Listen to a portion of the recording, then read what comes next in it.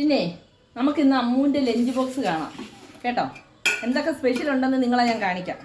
വാ, ചോറ് ഇപ്പം തുടങ്ങും.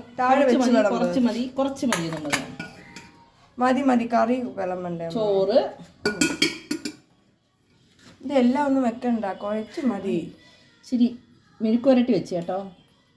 മലക്കറി ഒന്നുമില്ലായിരുന്നു. ഇച്ചിരി പയറും വെണ്ടയ്ക്കൊക്കെ വെച്ചിട്ട് മെഴുക്കുവരട്ടി വെച്ച്. പിന്നെന്തോന്നോ കാരല് വറുത്തത്, മുമ്മി വറുത്തത്. ഇതെന്തോന്നോ ഒരു സ്പെഷ്യലാണ് കേട്ടോ. വഴുതനങ്ങ ഫ്രൈ ചെയ്തതാ, നല്ല ടേസ്റ്റ് കേട്ടോ. ഇതിൻ്റെ റെസിപ്പി, ഇതിൻ്റെ മസാല നിങ്ങൾക്കറിയാവോ?